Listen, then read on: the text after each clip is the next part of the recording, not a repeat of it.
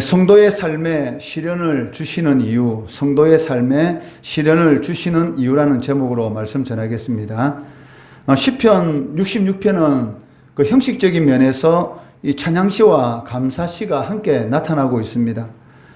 출애굽의 기쁨에 대해서 이 노래하는 그런 내용들이 그 1절에서 12절까지의 이 말씀인데, 1절에서 12절까지는 그 찬양시의 형식을 띠고 있고 13절부터 20절까지는 이 감사시의 형식을 띠고 있다는 것입니다.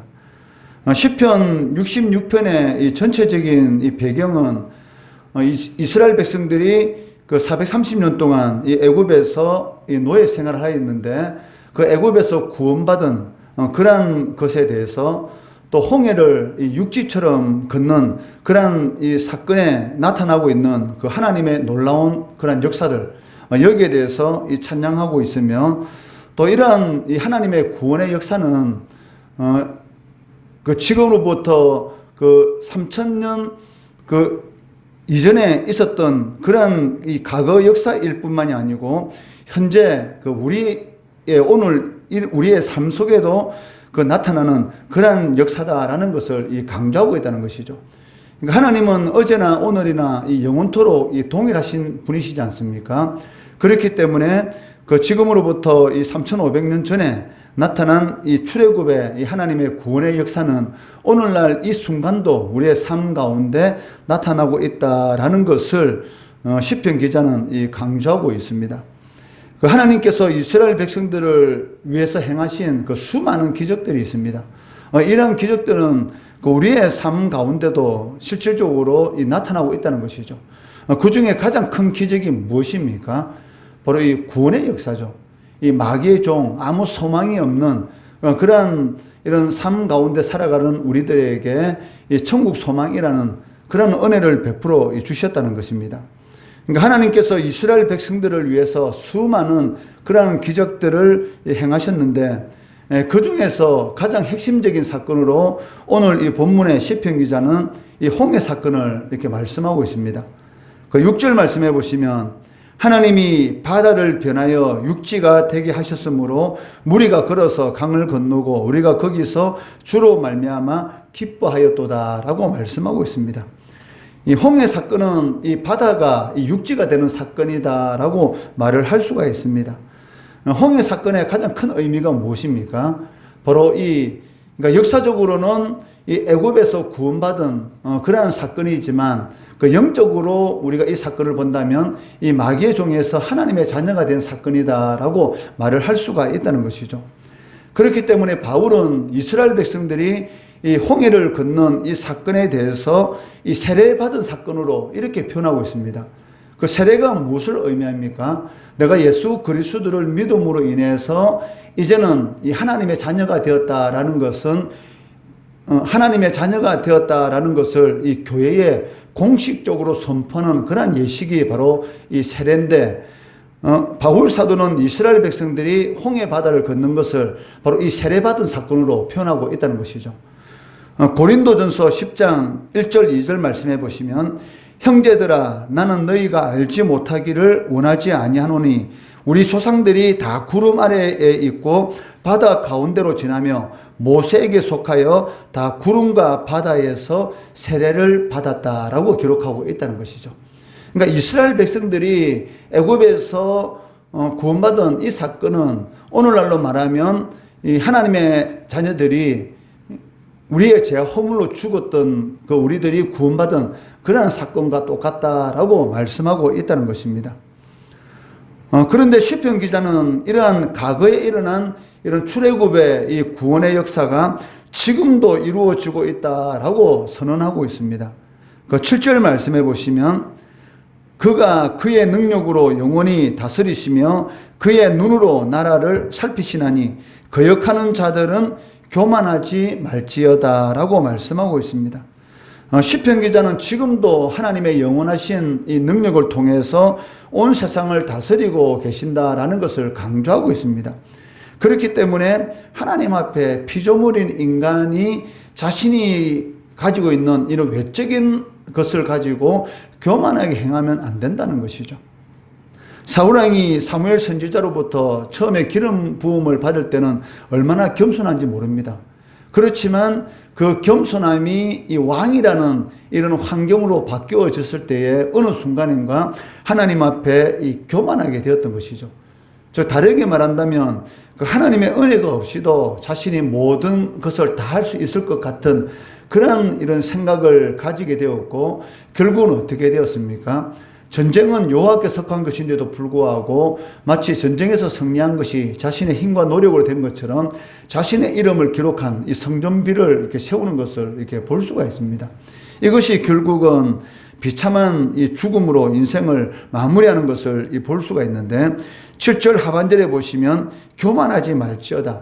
그러니까 하나님께서 능력으로 이 땅을 영원히 다스리고 계시는데, 하나님은 이러한 그 시계에 이 태엽을 가면 자동적으로 돌아가는 것처럼 그렇게 이 세상을 그냥 놓아둔 것이 아니고 이 세상 역사에 깊숙이 개입하셔서 하나님의 뜻을 이루어 가시고 계시고 영원하신 그 능력으로 이 세상을 통치하고 계신데도 불구하고 마치 자신의 능력으로 자기의 인생 그리고 자신의 환경들을 마치 다스리는 것처럼 교만하면 안 된다라고 말씀하고 있다는 것이죠. 하나님은 하나님께서 창조하신 세계를 그냥 방관하시는 분이 아니라는 것입니다. 직접 인간의 역사에 개입하셔서 하나님의 구원의 역사를 지금 이 순간도 이루어가고 계시다라고 말씀하고 있습니다. 전쟁을 통해서도 하나님께서는 하나님의 구원의 역사를 이루어가고 계시고, 지진을 통해서도, 쓰나미를 통해서도, 또 지구상에 일어나는 우리가 이해할 수 없는 그런 많은 일들이 있습니다. 인간의 눈으로 보면 어떻게 저러한 일이 일어날 수가 있는가. 쓰나미를 통해서 많은 사람들이 이 죽음을 당하는 것이 있었고, 또 이러한 그런 생각지도 못했던 이 미국의 이런 쌍둥이 이 세계 무역센터가 이런 그 테러 분자들에 의해서 이런 그 좋지 않은 그러한 많은 사람들이 이런 죽는 그런 일들도 일어났지 않습니까? 그러니까 인간의 눈으로 보면 어떻게 이런 일들이 일어날 수가 있는가. 또 세계적인 최근에 이 코로나 팬데믹으로 인해서 얼마나 많은 사람들이 죽었습니까? 왜 하나님께서 이러한 이 전염병이라는 그런 일들을 통해서 왜 하나님의 형상으로 지음받은 이 인간의 삶을 이렇게 힘들게 만드는가? 그러니까 우리의 생각으로는 이해할 수가 없는 것이죠. 그렇지만 하나님의 영원이라는 그 시간 안에서는 우리가 이해하지 못하는 그런 일들을 통해서 하나님께서는 이 구원의 역사, 또 인간의 이 교만함, 그러니까 우리 인간의 눈으로 보이지 않는 이 바이러스라는 그러한 것들을 통해서도 인간이 할 수 없다는 것을, 인간이 얼마나 나약하다는 것을 이렇게 보여주는 것을 이렇게 볼 수가 있고, 인간이 하나님 앞에 겸손할 수밖에 없는 그러한 것들을 이렇게 이러한 여러 가지 사건들을 통해서 하나님께서는 보여주고 계시다는 것이죠. 궁극적으로 이 구원의 역사는 하나님의 능력을 통해서만이 일어난다라는 것을 보여주고 있습니다. 특히 하나님의 백성에 대한 그런 섭리의 역사가 있는데, 이러한 역사들은 하나님이 보시기에는 합당하지 않는, 즉 성도들이 삶 가운데 하나님이 보시기에 합당하지 않는 이런 정결하지 못한 그런 불순물과 같은 그런 것들이 있습니다. 이러한 것들을 하나님께서 정결하게 하시는 그런 이런 가정으로서 사용하는 것이 무엇입니까? 바로 우리가 생각지도 못했던 그런 이런 시험, 그런 거리들이 우리의 삶 가운데 나타날 수가 있다는 것이죠. 그 10절 말씀해 보시면, 하나님이여 주께서 우리를 시험하시되 우리를 단련하시기를 은을 단련한 같이 하셨다라고 말씀하고 있습니다. 이 금이라든지 은이라든지 이것이 온전한 이 값을 받기 위해서는 어떻게 해야 됩니까? 바로 그 속에 있는 이런 불순물을 끊임없이 이런 풀무불 가운데서 단련시킴으로 인해서 그 불순물을 다 걷어낼 때만이 순도 99.9%의 이런 금이 이렇게 나오게 되는 것이고, 이것이 휘황찬란한 그런 빛을 발하면서 금으로서의 가치를 발휘할 수가 있는 것입니다. 이 다이아몬드도 마찬가지지 않습니까? 이 다이아몬드 원석은 사실 그는 별 볼품이 없습니다. 그렇지만 그것이 이 세공업자의 손에 들어가서 이 기막히는 이런 각을 만드는 그런 이 깎는 그런 연단의 과정을 통해서 이 다이아몬드로서의 이 가치가 드러나지 않습니까? 이 성도의 삶도 이 마찬가지라는 것이죠. 하나님께서 우리를 테스트하시는 이유가 무엇인가? 우리의 삶 가운데 생각지도 못했던 그런 시험거리가 생기는 것이 무엇인가? 그것은 우리를 단련하셔서 이런 불순물이 없는 그런 하나님의 사람으로 세우기 위해서다라고 말씀하고 있다는 것입니다. 그리고 9절에 보시면 하나님께서 성도들을 테스트하고 단련시키는 그 이유가 무엇인가에 대해서 9절에서 그 이유를 설명하고 있는데 9절 말씀해 보시면 무엇이라고 기록하고 있습니까? 그는 즉 하나님은 우리의 영혼을 살려두시고 우리의 실족함을 허락하지 아니하시는 주시로다. 즉 우리가 일어날 수 없는 그러한 이런 실족함에 떨어지지 않도록 도저히 회복 불가능한 그러한 상황 가운데 떨어지지 않도록 우리 영혼을 살리시기 위해서 하나님께서 우리를 단련하신다. 즉 우리들에게 시험거리를 주신다. 즉 우리가 감당할 수 있는 그런 시험거리를 통해서 우리가 이 완전히 일어날 수 없는 그런 실족 가운데 떨어지지 않도록 그 예방주사가 무엇입니까? 사실 그 균이죠, 균. 이 독감 예방주사라는 것은 독감을 일으키는 그런 이런 균을 약하게 만들어서 우리 몸에 이렇게 주입하지 않습니까? 그를 통해서 우리 몸에 있는, 우리 몸을 지키는 이러한 그 항생체가 바로 그러한 이런 독감과의 싸움에서 이기도록 만드는 것이죠. 그런 이기는 그런 경험을 통해서 진짜 강한 독감균이 들어오더라도 이길 수 있도록 그러한 것이 바로 예방주사지 않습니까? 약한 균을 먼저 넣고 그리고 우리 몸을 지키는 이런 항생체가 그와 싸워서 이기도록 만들어서 그 다음에 진짜 강한 이런 독감균이 들어오더라도 이기게 만드는 것이죠. 이것이 바로 예방주사입니다. 마찬가지 하나님께서 우리 성도들의 삶 가운데 이런 여러 가지 시험을 주시는 것이 무엇이냐면 이런 예방주사와 같은 그러한 역할을 하는 것이다. 즉 우리의 영혼을 살리고 도저히 우리가 이기지 못해서 완전히 넘어지지 않도록 실족하지 않도록 하기 위해서 우리들에게 여러 가지 테스트를 하신다. 시험거리를 주신다라고 말씀하고 있다는 것입니다. 이러한 동일한 의미로서 히브리서 기자도 말씀하지 않습니까? 히브리서 12장 5절 6절 말씀해 보시면 내 아들아 주의 징계하심을 경히 여기지 말며 그에게 꾸지람을 받을 때에 낙심하지 말라. 주께서 그 사랑하시는 자를 징계하시고 그가 받아들이시는 아들마다 채찍질 하심이라 라고 말씀하고 있다는 것이죠. 그리고 히브리서 12장 8절 말씀해 보시면 징계는 다 받는 것이거늘 너희에게 만약에 하나님의 테스트 이런 시험이 없다면 너희는 무엇입니까? 사생자요 친아들이 아니니라. 즉 하나님의 백성들의 삶 가운데 이러한 테스트가 이러한 일들이 생기는 이유가 무엇인가? 하나님의 사랑하는 아들이기 때문이다 라고 말씀하고 있다는 것이죠. 그러니까 하나님께서 사랑하시기 때문에 징계하신다라고 말씀하고 있습니다. 반대는 무엇입니까? 내 삶 가운데 징계가 없다. 그러면 하나님이 사랑하지 않는다라고 말을 할 수가 있다는 것이죠. 왜? 그러니까 하나님께서 하나님의 백성들은 반드시 이런 여러 가지 시험거리를 주십니다. 왜? 그를 통해서 그 하나님을 바라보도록. 왜? 하나님을 바라보지 않으면 어떻게 되겠습니까? 이 데마와 같이 세상을 사랑해서 세상으로 나가게 된다는 것이죠. 그렇기 때문에 그런 일들이 일어나지 않도록 주께서 그 사랑하시는 자를 징계하시고 받아들이시는 아들마다 채찍질 하신다라고 말씀하고 계십니다. 사실 징계는 좋은 것입니까? 좋지 않은 것입니까? 좋지 않은 것이죠. 징계받는 걸 누가 좋아하겠습니까? 그냥 생각대로 일이 잘 되는 것, 그것이 더 행복하지 않습니까? 그런데도 불구하고 하나님께서 이 징계를 주시는 그 이유가 무엇이냐면 궁극적인 목적은 이 징계가 아니고 그 삶의 열매를 맺도록 하기 위함이다라고 말씀하고 계십니다. 히브리서 12장 11절 말씀해 보시면 무릇 징계가 당시에는 즐거워 보이지 않고 슬퍼 보이나 당연한 것이죠. 징계받아서 좋아할 사람 어디 있습니까?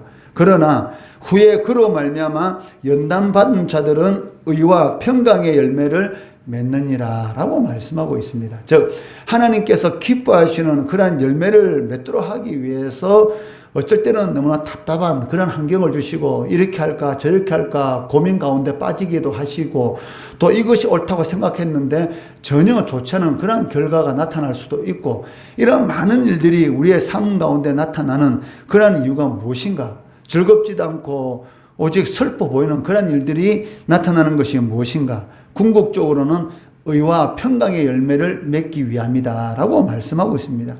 그렇기 때문에 성도들의 삶 가운데서 가장 중요한 것이 무엇이냐면 인내인 것이죠. 참는 것입니다. 신앙은 한마디로 참는 것이다 라고 말을 할 수가 있습니다. 11절에 보시면 그물을 걸리게 하셨다라고 말씀하고 계시고 12절에 보시면 사람들이 우리 머리를 타고 가게 하셨다라고 말을 하고 있는데 이 말은 무엇을 의미합니까? 그 이스라엘 백성들이 전쟁에서 패하게 되면 원수들의 이 말 발굽이 그 머리 위를 지나가는 그런 끔찍한 그런 이 모습을 이렇게 보이고 있습니다. 하나님께서 이스라엘 백성들을 어떻게 단련하셨는가? 그물에 걸리게 하셨고 사람들이 그 이스라엘 백성들의 머리를 타고 가게 하셨다. 저 전쟁 가운데 패함으로 인해서 그 말바꿈이 그 머리를 지나가는 그런 고통 가운데 빠지게 하셨다. 예, 궁극적으로 어떤 사건을 우리가 생각할 수가 있겠습니까? 바로 북이스라엘이 이 아수르에 의해서 멸망한 그런 사건을 우리가 생각할 수도 있고 이 바벨론에서 남유다가 이 멸망한 그런 사건을 의미할 수가 있고 또 이스라엘 백성들의 삶 가운데 이러한 사건은 얼마나 많았습니까?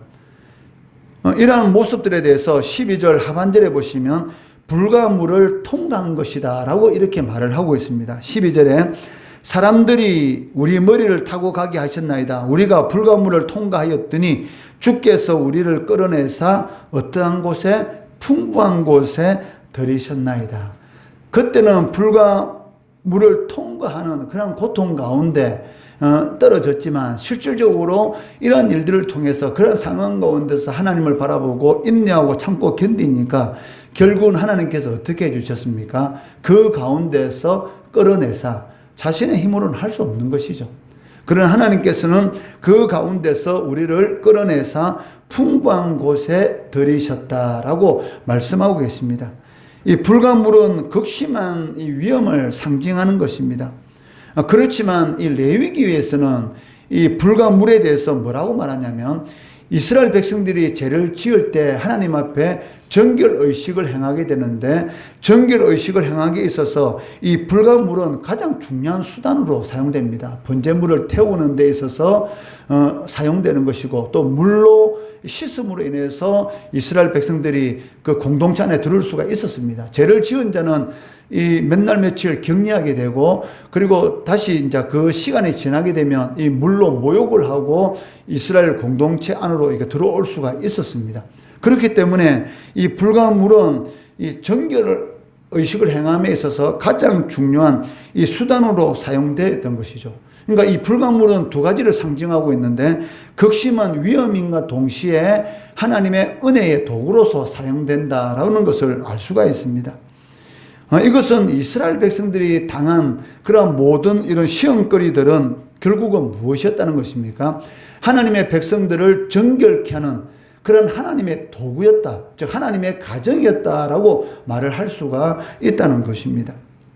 이러한 시련을 잘 통과한 사람들에게 하나님께서 복을 주시는데 그것이 무엇이냐면 풍부한 곳으로 인도하셨다라고 말씀하고 있다는 것이죠. 여호와는 나의 목자시니 내게 부족함이 없으리로다. 이 다윗은 이 목자였지 않습니까? 왜? 그 목자하기 싫습니다. 왜? 집을 떠나야 되는 것이고 항상 이 맹수들과의 싸움이 기다리고 있는 곳이고 외롭지 않습니까?